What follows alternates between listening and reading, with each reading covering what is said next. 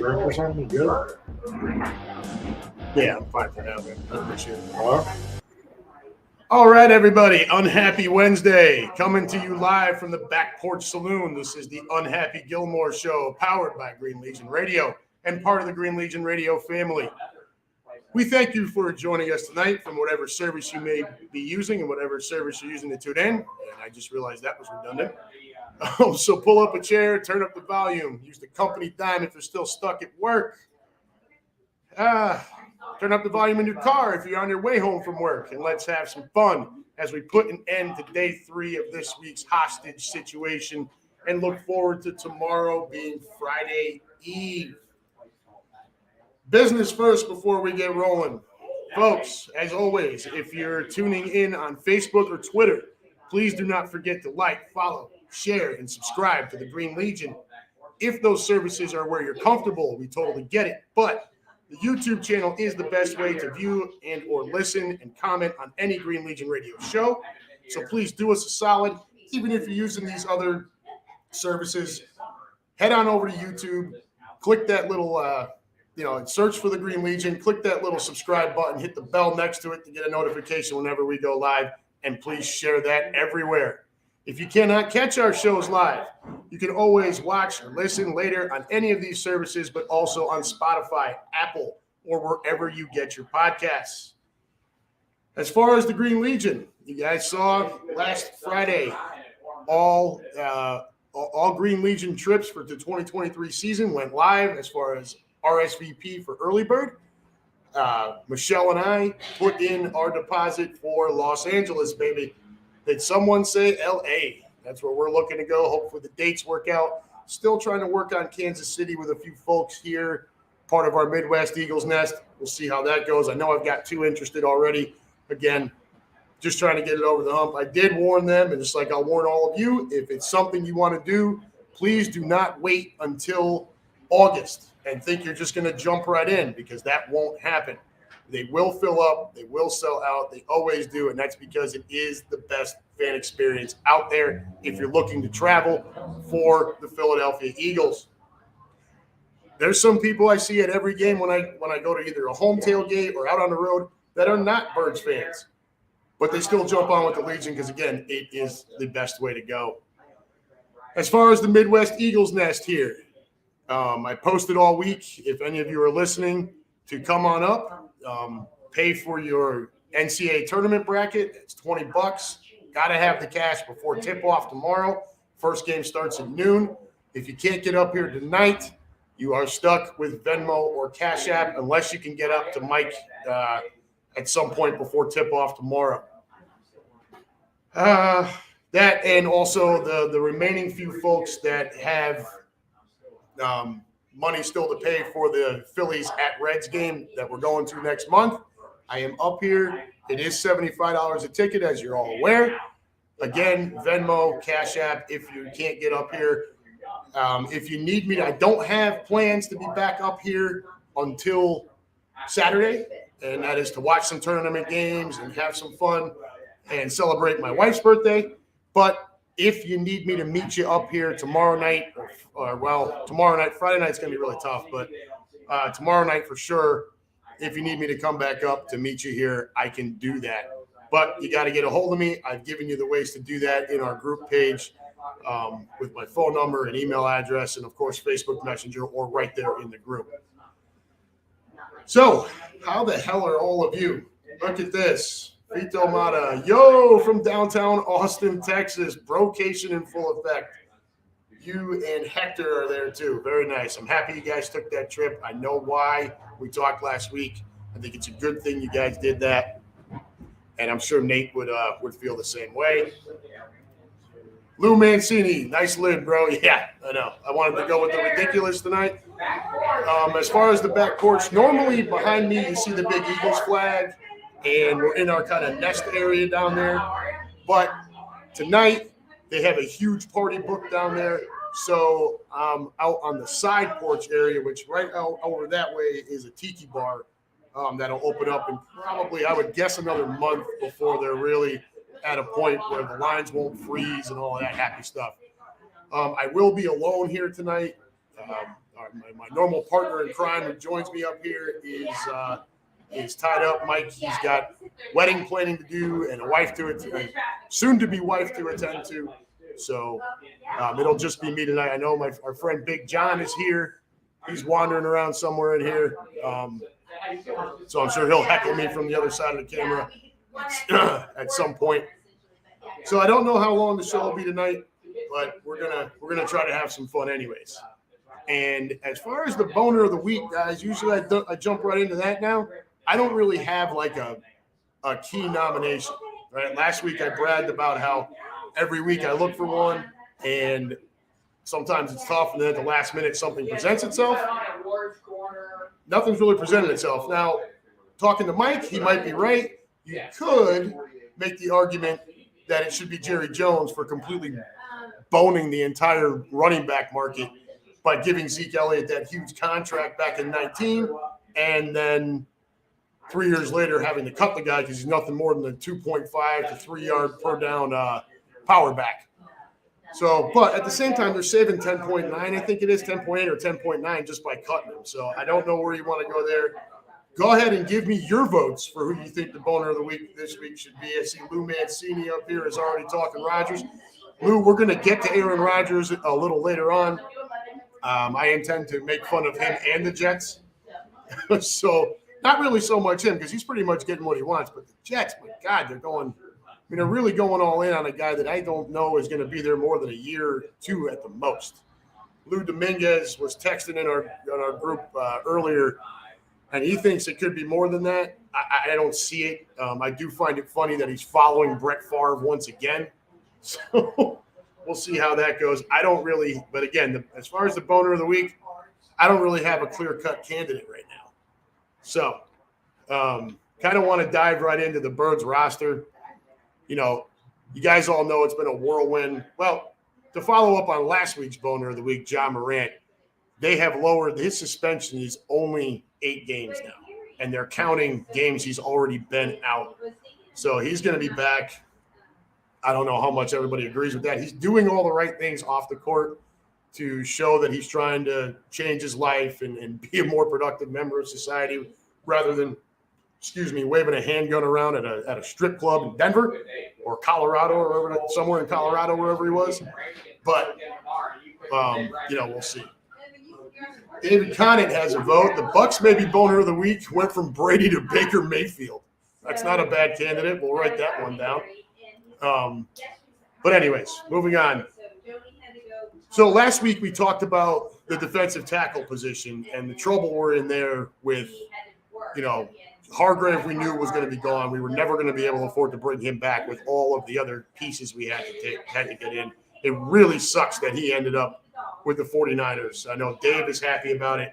The rest of us should not be. That was like the last team in the world that we really needed him to go to.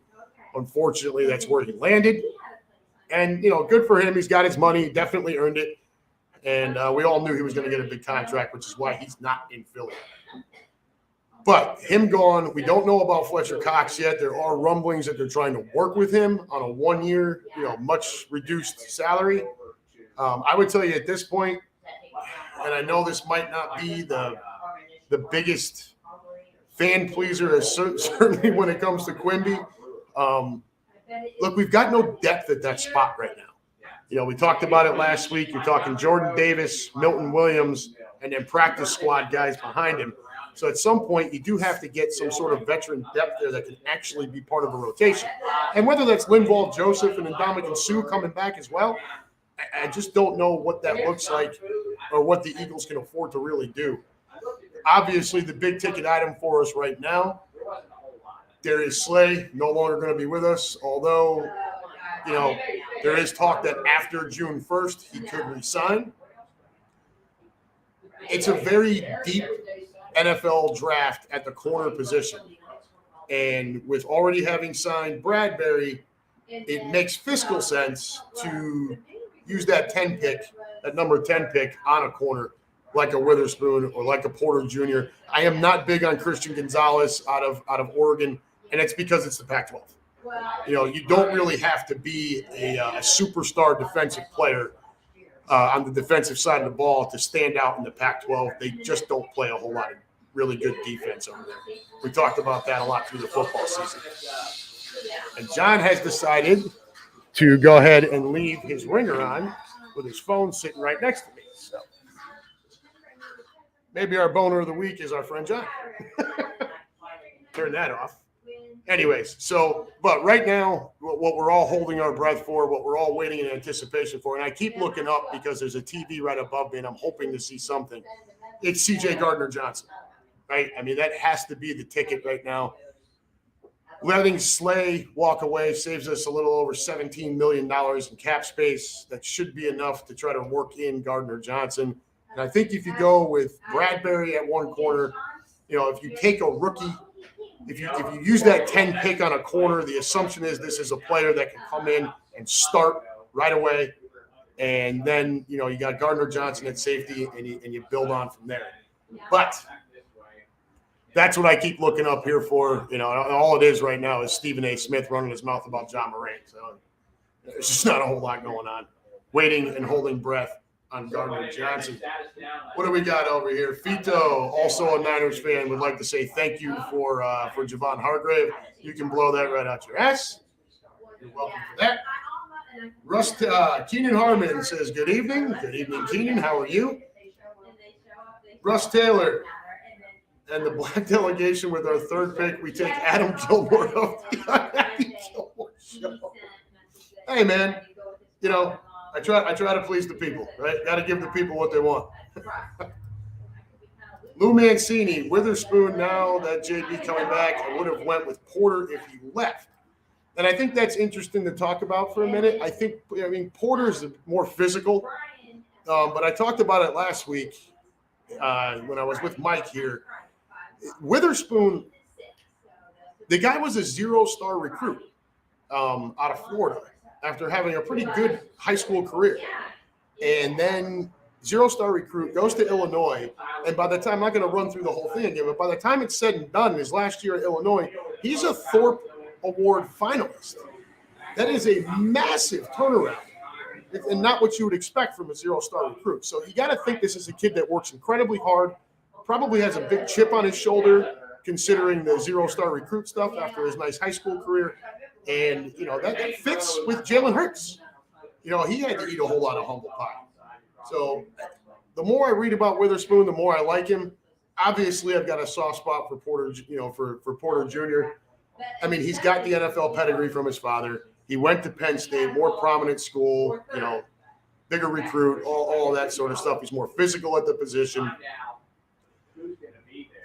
I think with Slay gone, unless the thought is they're bringing him back after June 1st, I think that number 10 pick in the draft does become more clear that it's going to be a corner. Stop me where I'm wrong. I'm never going to knock them for taking offensive line or defensive line at that spot, even if the corner is the obvious pick, because you still need both in the trenches as well. So, and I know Mike shares the same sentiment. Keenan Harmon, Zags, baby Zags, March Madness. Yeah, well, we're going to find out starting tomorrow, aren't we? Russ Taylor. Okay, so John Morant is getting counseling and is suspended for 8 games. That will be extended. I'm not so sure, man. They gave him 8 games suspended, and I just said it a few minutes ago. I don't know if you've heard that 8 games suspended. They're counting the games that he's already been out. So that kid's going to be back on the court here relatively soon. I don't really know what they're thinking there. I'm not a big fan of the of Silver, is it Silver, the NBA commissioner? I just think he's too weak when the players, with all the load management and all that stuff, he just doesn't really push. Keenan Harmon says Ja is short for jackass. Don't we agree there? It's a kick-ass or jackass moment if I ever heard one. But back to the Birds roster, right? So, one of the other spots that is interesting is the running back position. Now, we all know Miles Sanders is not going to be back. They went and got Rashad Penny yesterday.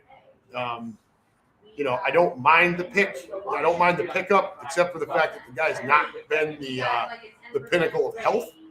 When he is on the field, he is, he can make plays. He is dynamic. So we're going to walk in with Boston Scott back for another year. I like that. I like Boston Scott. especially because he likes to shred up the Giants. He has scored a touchdown in every single game he has played against them. That works for me. John, can you turn your ringer off for me, bud? You're good. I shut it off before Kelly tried. The addition of Rashad Penny probably keeps Boston Scott in the same type of role he's been in, 5 to 7, 8, maybe 10 touches at most per game, barring injuries to the rest of the group. Gainwell's now your feature guy, right? Scott may be in line for more of what we saw in 2020, 2021 with a little 100 to 105 touches for the whole season versus 2022 with 59 touches in 15 games. But still, you're in that 5 to 8 touches for Boston Scott. Rashad Penny's best season, 2021, where he rushed for 749 yards and 6 touchdowns in just 10 games, while leading the league in yards per attempt at 6.3. So again, when he's on the field, the guy is an impact player when he's on the field. And like Dave and I talk about, we probably say once a week to each other, your most valuable attribute is your availability, right? So where were we at here? In 2022, he did just play 5 games. He put up 346 yards, 2 touchdowns. To this point, he's not been featured much as a pass-catching back with only 27 total catches over 42 games played, 11 of those being starts. With our screen game and swing passes, I'm not sure how that fits or if it's just going to be Gainwell out there for the pass-catching tight ends, the pass-catching downs as well. Sorry, I'm having a little trouble fumbling tonight. Kenny Gainwell. Kind of batter up, right, kid? You're now technically the number 1 running back for this team as it stands right now. 33 total games played, just 1 start.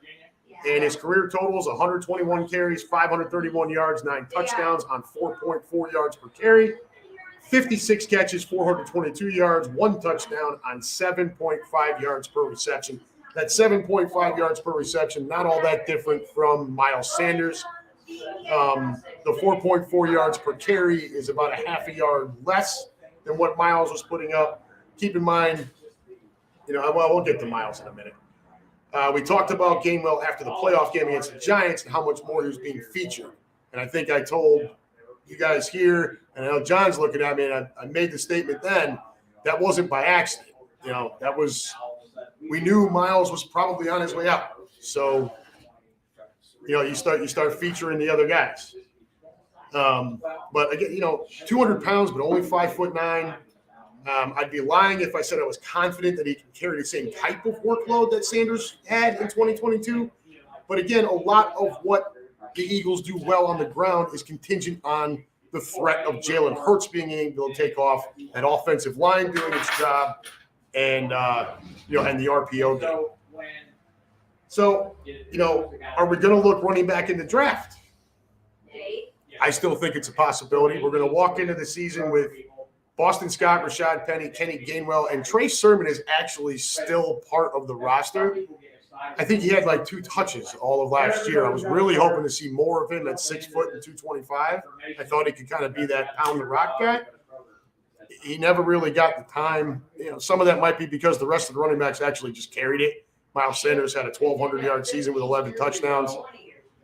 When you look at the passing game for the running backs, Miles Sanders, after his rookie year, really wasn't much in the passing game, and I don't think we looked at Sermon as the answer there either. But are we going to look at running back in the draft? Once again, for all you interweb knuckleheads and anyone listening to my voice, Bijan Robinson is not the target at number 10 for the Philadelphia Eagles. Get it out of your head.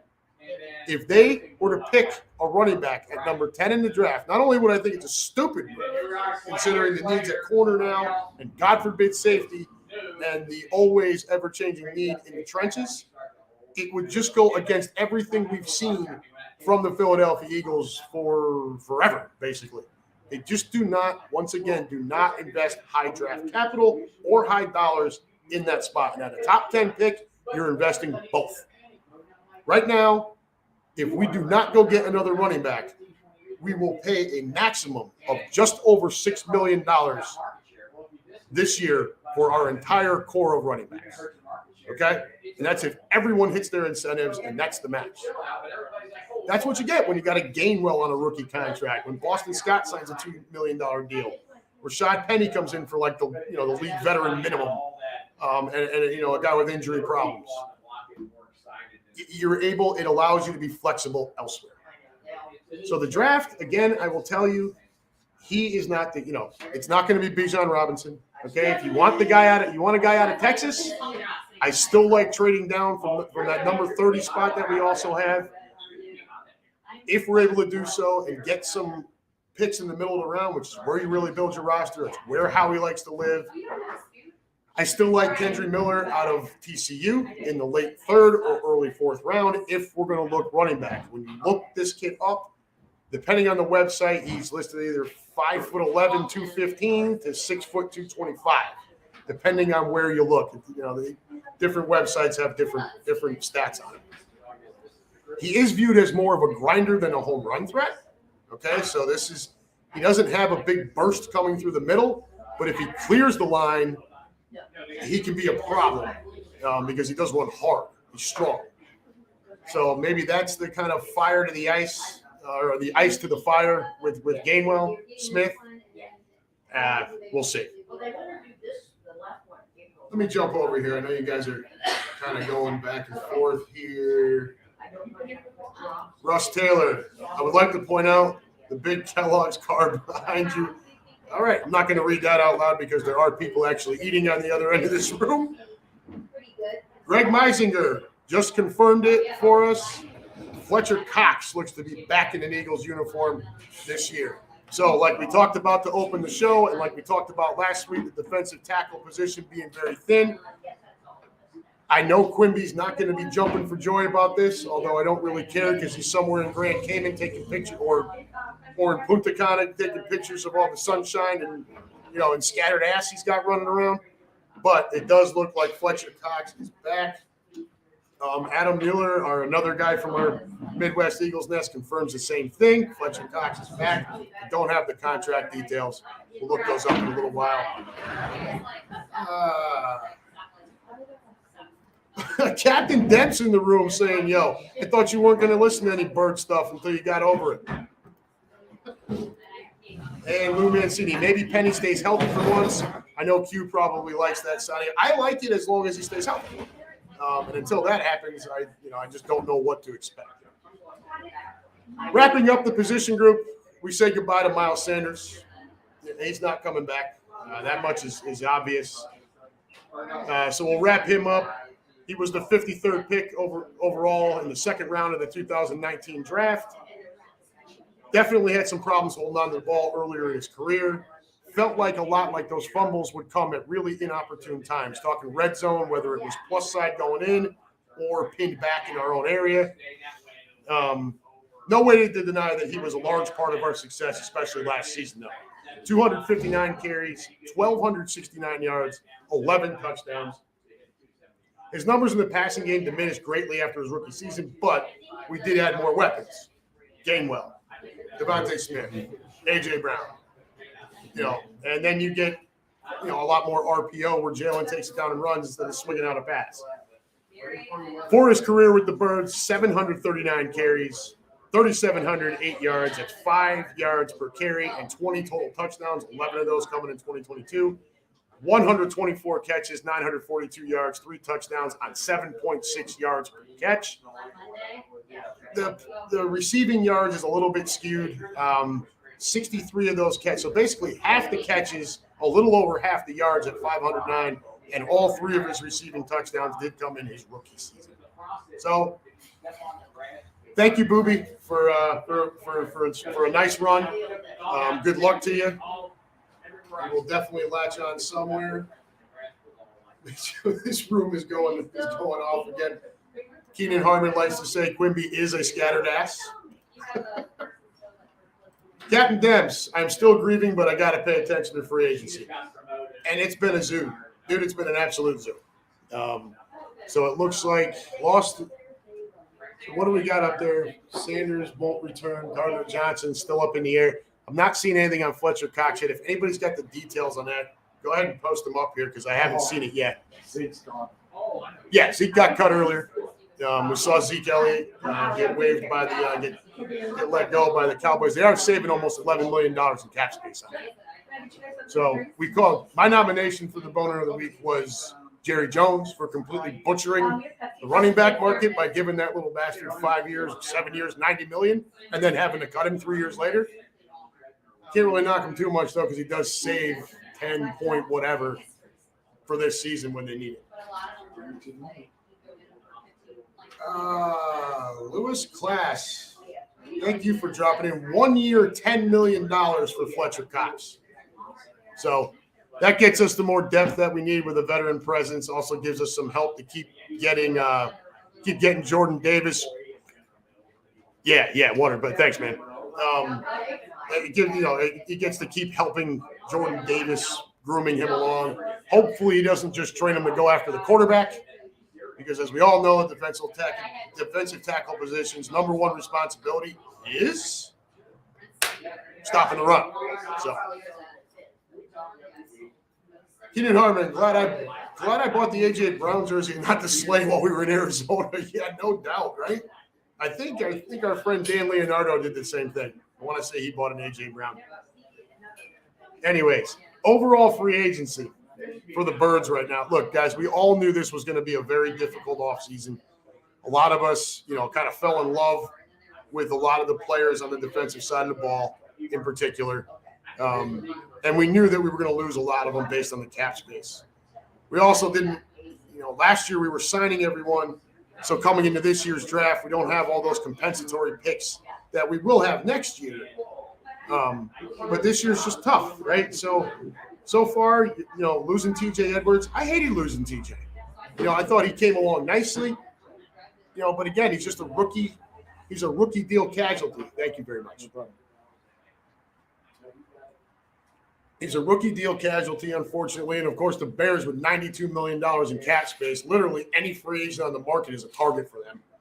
I mean, it just drives me absolutely nuts how much cap. I mean, that team is going to do a 180 in one offseason. They look at the trade they already made. They go out and they get T.J. Edwards. We've also lost Kazir White, Javon Hargrave, Marcus Epps. Miles Sanders is gone. So it's been tough. It's been tough to watch. Now we just waved Darius Slay's out the door. So you fall in love with these guys. What a great defensive year, despite the fact that none of us like the defensive coordinator. And that reared its ugly head in the Super Bowl. Definitely not talking about that tonight, especially while I've got Captain Dempsey's part of my audience. But, a lot of what we did well last year, I think we can all agree, defensively had a lot more to do with the players and their abilities than it did with the overall scheme. I think the position coaches deserved a lot more credit than Gannon did himself, which is why I was so very disappointed to see Denard Wilson not get that defensive coordinator job. I really felt like he had earned that. And going Sean Desai, I mean, again, in Nick we trust until proven otherwise. Howie and Jeff both wanted to promote Denard Wilson.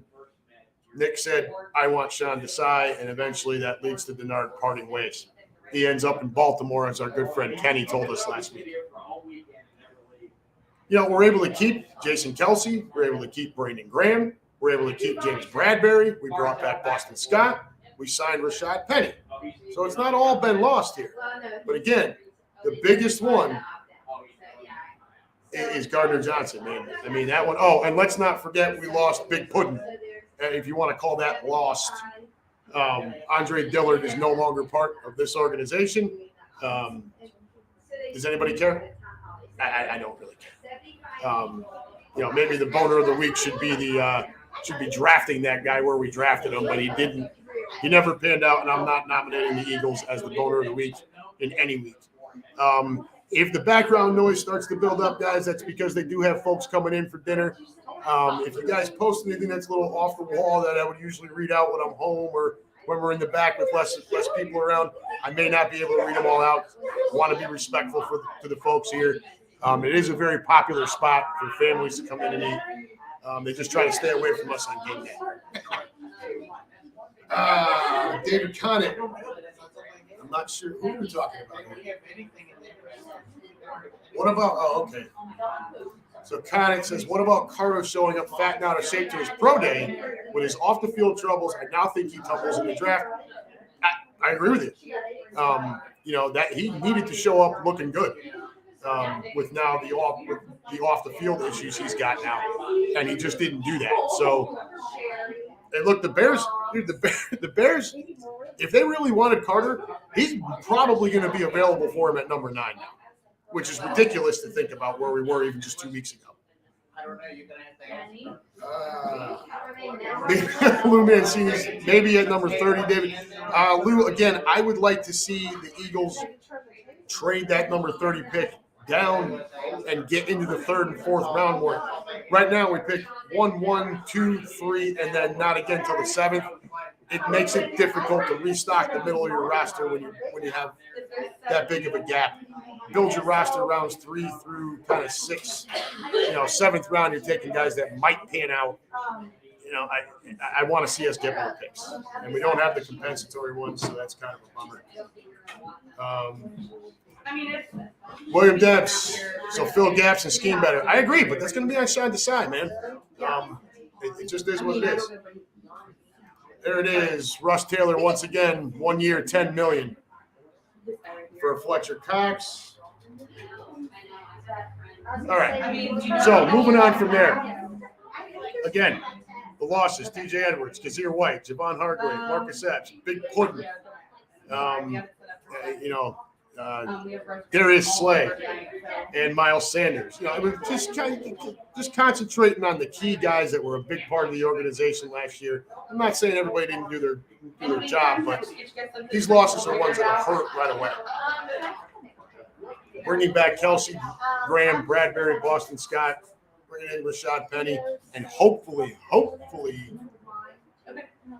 bringing back C.J. Gardner-Johnson, which I am on the edge of my seat about. I'm a little nervous after that contract to Fletcher Cox. I don't know what's left. They saved, I think it was a little over $17 million with Slay being shown the door. So we'll see. All right, so we're going to move on here. Quarterback, and this is where I want to have a little bit of fun here. So Aaron Rodgers, right? No need to discuss his career stats here. I'm not going to sit up here and regurgitate all that nonsense. He's obviously still going to keep playing. In a group text message with Chris Sack and Lou Dominguez earlier, Chris and I were on the same page, thinking that Aaron Rodgers is more of a 1 to 2 year at most with the Jets. He did make that announcement earlier today that he wants to play for the Jets. And the list of people that have ever said that is probably pretty short, considering it's the freaking Jets. When you list teams, oh, God, I really want to sign there. I don't know that the Jets are real high on that list. But in any case, that was his announcement today on his buddy's show, which, I think we all knew that was coming when he went on the McAfee show today. He did drag it out, talked a lot about his 4 days in the dark closet or whatever the weirdo did, taking peyote buttons, and, the guy's just kind of a knucklehead. But this thing with the Jets. So you saw all the reports, right? He's provided the Jets with a wish list of wide receivers and tight ends that he expects them to target and or acquire. Stress on acquire. And the Jets have already, done that. So he tells them that his former teammates, wide receivers Randall Cobb and Alan Lazard, and then tight end Mercedes Lewis, and adding more debauchery to it, former Giants wide receiver Odell Beckham Jr., which I was going to have a nice comment for, but considering there looks to be a very nice family sitting out in front of me, I am going to save that comment for another time. So the Jets respond, well, they already gave Lazard 4 years, $44 million, right? Apparently, they just need to work out some details for that contract. I think that got all squared away today. 6'5", 227, big guy, causes mismatch problems. Lou Mancini says, I heard he asked for Sterling Sharp. Nice. But he hauled in 169 balls, 2,236 yards, and 20 touchdowns in 57 games with the Packers. That's an average of 3 catches for 39 yards per game. And this garners you $11 million just because Aaron Rodgers wants you on his roster. Nice job, Jex. Yeah, that's really worth $11 million. He also wants Randall Cobb, who, let's not forget, when the Packers were trying to woo Rodgers to come back 2 years ago, he told them that he needed to have Randall Cobb. Well, Randall Cobb will be 33 years old before the start of the 2023 season.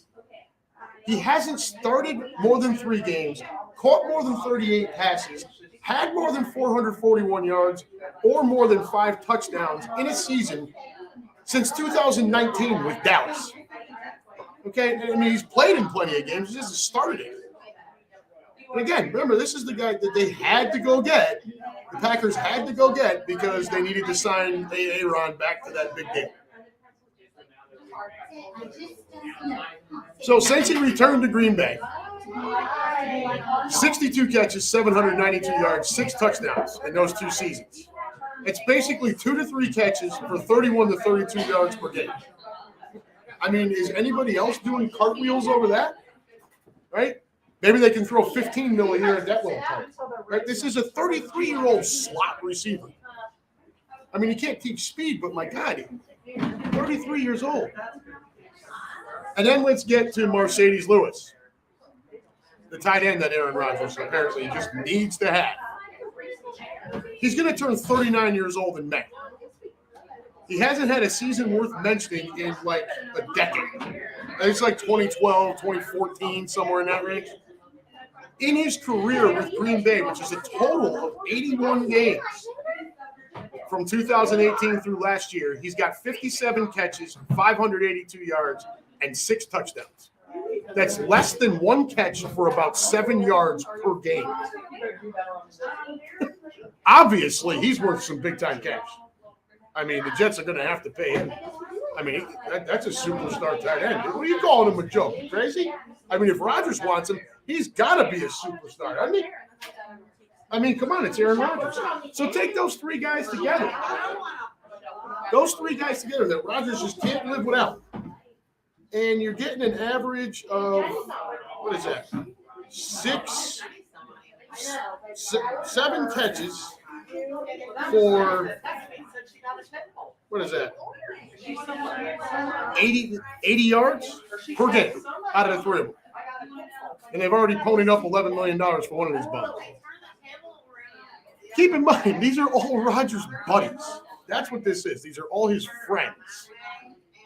The guy just wants to come to New York, still get paid for what, for his 50 to 60 million, and just have a good time. That's all he's looking for. Never mind the fact that the Jets already have the 2022 Offensive Rookie of the Year in Garrett Wilson, okay? Who, with Zach Milson, Mike White, and Joe Flacco throwing passes to him, had 83 catches for 1,103 yards and 4 touchdowns. That's 13.3 yards per catch in 17 games, just 12 starts. Never mind the fact that Breece Hall could end up being a huge star running back if he returns strong from his injury last year. In 7 games, 2 starts, 80 carries, 463 yards, 4 touchdowns, and a 5.8 per carry clip. And he needs Randall Cobb, Allen Lazard, and Mercedes Lewis. Yeah, that makes a lot of sense. Russ Taylor, maybe check Aaron for CTE. Maybe CTE on that collarbone that he's had busted twice. New York media is going to eat up his crazy personality if he doesn't win. That's been my point of contention. This is not a guy, when things aren't going well, he can hide from a Green Bay media that's got less people than what I see sitting out in front of me in a restaurant right now. You're going to now go to New York. And no, it's not the Giants. And make no mistake, the Giants are the big ticket in town in New York. but the Jets have their plenty of fans as well. If he doesn't win and win in like consistent big fashion, they are going to eat him for breakfast, and he is not going to be able to hit that media room. Just go back and look at some stuff from Derek Jeter's days with the Yankees, and to take a look at that media room. I mean, it's an obscene amount of people. I'm going to move just a little bit to block out that sun with my big old head. So, you run through all that, but no, the Jets still seem poised to do whatever they can to please a 40-year-old quarterback, right? Who I really don't think. I mean, what are they going to give up for? Apparently, the Packers are trying to combat the Jets. The Jets want to. The Packers want like a number one, like a first-round draft pick on top of some other crap. The Jets are like, get out of here! I'm only getting them for a year. I got to pay him $60 million. I got to sign these 3 bums. See how that works out. I mean, he says he wants to play there, but who the hell knows if it's actually going to happen? I mean, look, there's no question he fixes the Jets' QB need, but does he really get the Jets into the Super Bowl conversation is the bigger question. Right? Miami is still in that division. And if Tua is healthy, I still believe Miami's a better team than the Jets. Buffalo is still there, and they're a better team than the Jets. Obviously, Kansas City and Cincinnati are the class of the AFC. So, and then one more bit is the whole playoff choke thing with Aaron Rodgers. Understanding that his overall playoff numbers look good. Situationally, it's been less than what you would expect from a quarterback of his prowess, his stature. His overall playoff record is 11-10 with the 1 Super Bowl. 4 of those losses came in the NFC Championship. For as elite as he has been, he has never made it back to another Super Bowl. Never made it back to another Super Bowl. Now look at that. The Packers have had 31 straight seasons of starting quarterback play from Favre and Rodgers. 16 for Favre, 15 for Rodgers, as far as a starter with the Packers. And they have just 2 Super Bowl victories to show for it. 3 appearances. You can say that sounds harsh, considering they did win the 2.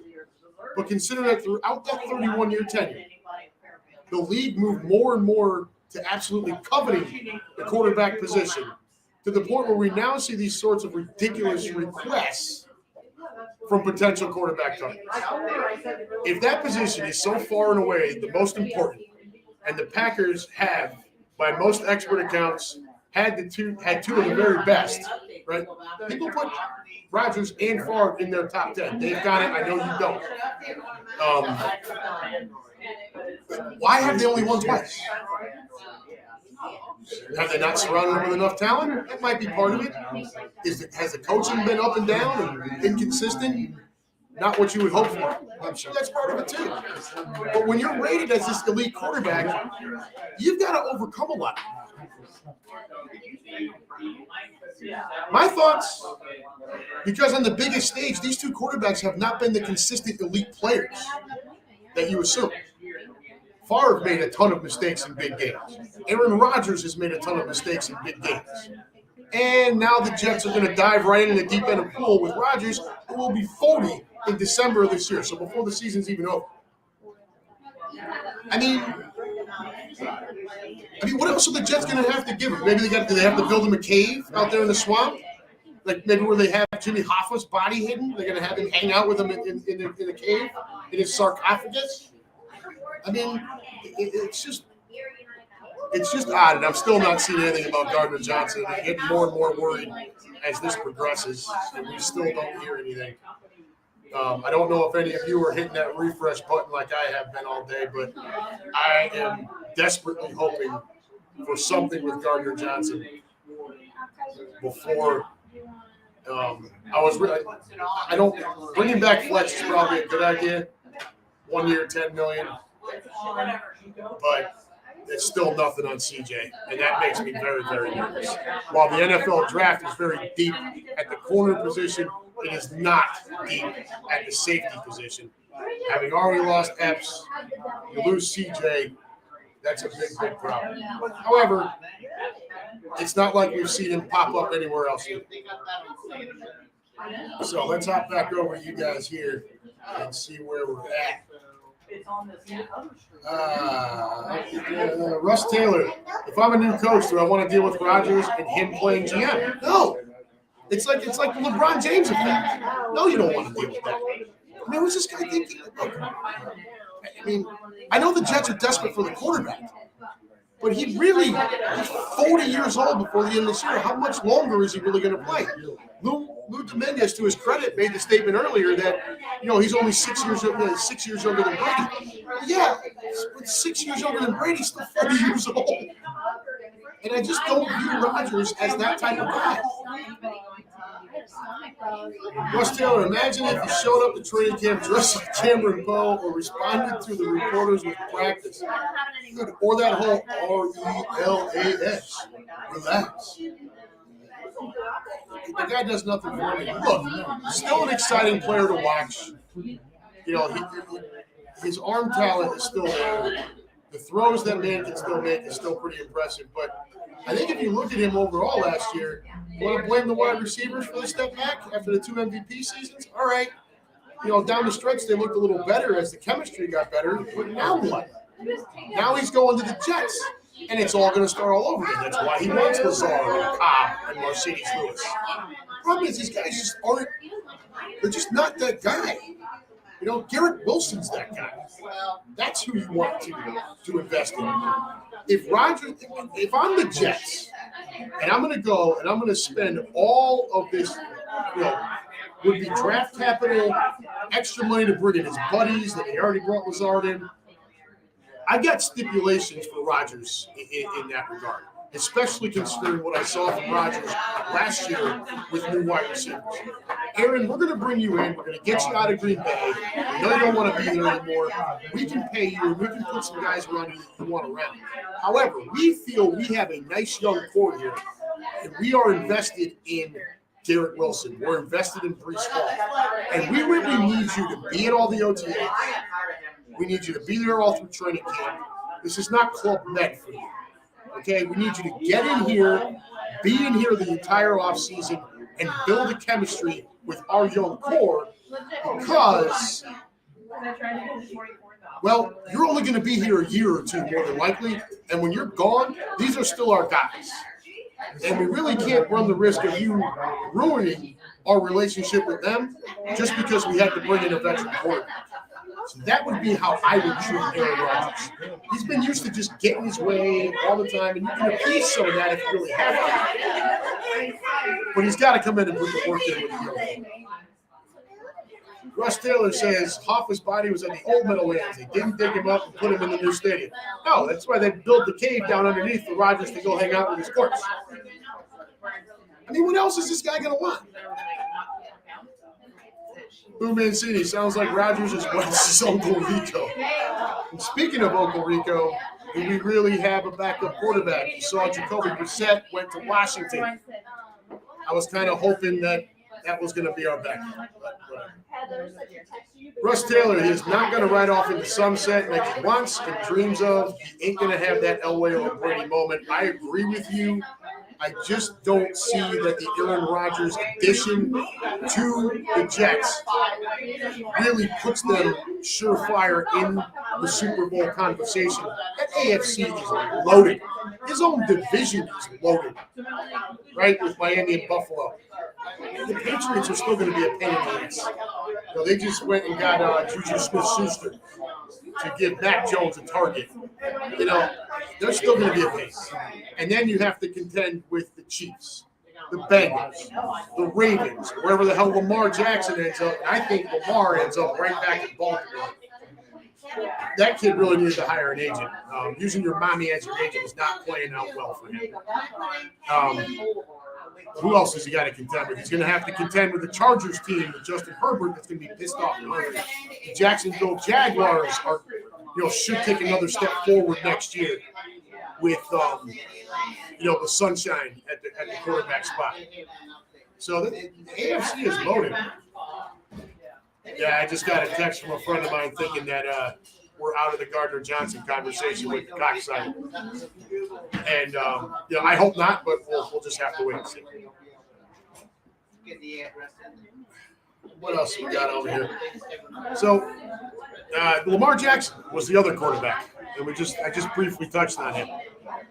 So he's been trying to hold the Ravens hostage with this whole thing. They gave him a non-exclusive tag, which would pay him just over $32 million if he stays with Baltimore this year. But it allows him to go negotiate with other teams, and if another team signs him, they not only have to pay that big nut, but they've also got to compensate the Ravens with 2 first-round draft picks. So, smart play by the Ravens. Jackson did not show that he was invested in the team. I'll go back to that playoff game against the Bengals right here in Cincy, where he decided not to even show up. This whole talk of I want all this guaranteed money again, guys. That Deshaun Watson contract in Cleveland has to be treated as the outlier, not the rule. It is the exception, not the rule. You can't bank on that. And Lamar's trying to do that. All of these things are problems when you don't have a professional agent. I'm not knocking his mother. I'm sure she's a very nice lady. I'm sure she's a very smart lady. What she doesn't have is the experience with the league. She doesn't have the relationships with the coaches, with the owners, with the general managers that a professional agent has. I can promise you, if he's got a professional agent, he is on the sideline at that playoff game here.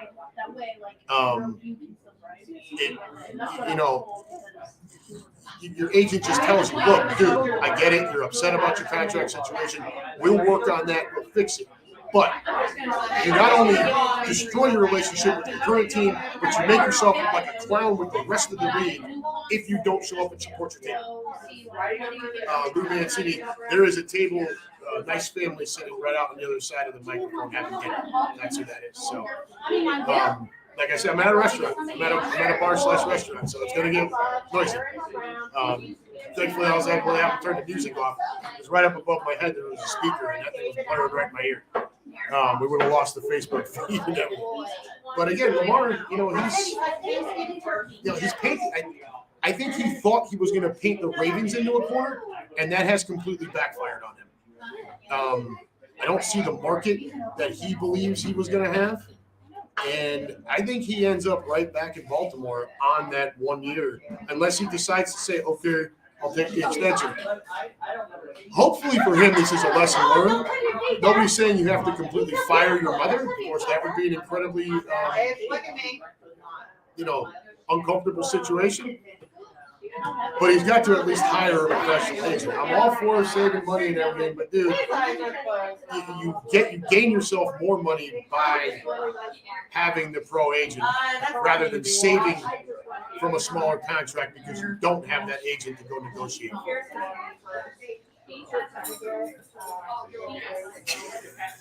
Keeping warming up, bet she's drinking a vodka-based cocktail. No, I'm not sure. I'm trying not to pay attention. I'm trying to pay attention to you guys and to the TV up there. I'm not getting the warm and fuzzy on Gardner-Johnson after the Fletcher Cox deal. Anyways, guys, I think that was pretty much all I had for tonight. So unless you guys got something else, we're gonna wrap it up here. I usually go a little over an hour, but without a guest and kind of still sitting on the edge of our seats, we ran through the free agency. It is what it is. We knew this was going to be a tough offseason for us. We were going to lose a lot of guys that we really came to love, especially over the last year with the Super Bowl run. I'm hopeful for CJ, but I'm not confident after the Fletcher deal. I don't know what else they've been able to do. 1 year, $10 million.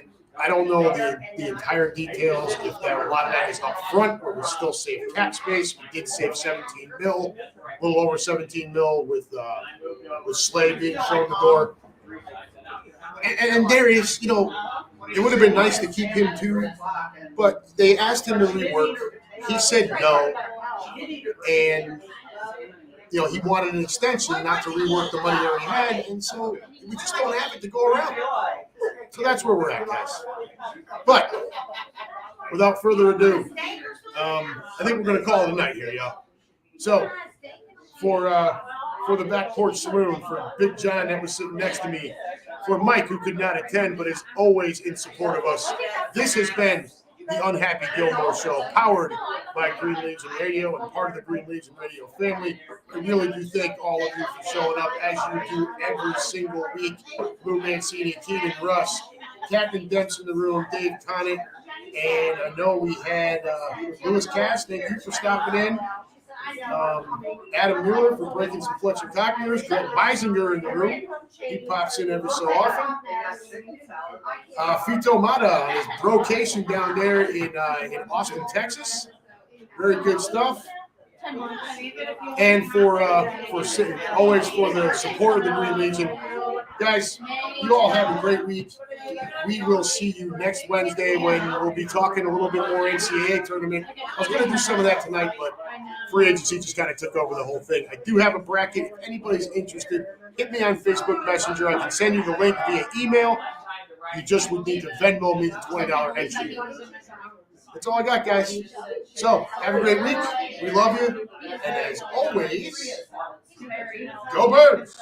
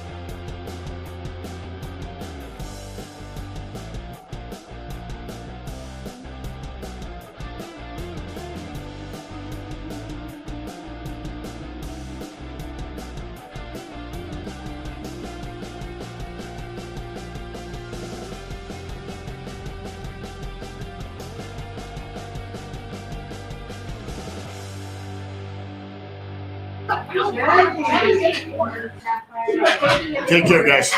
Have a great week. We'll see you next Wednesday.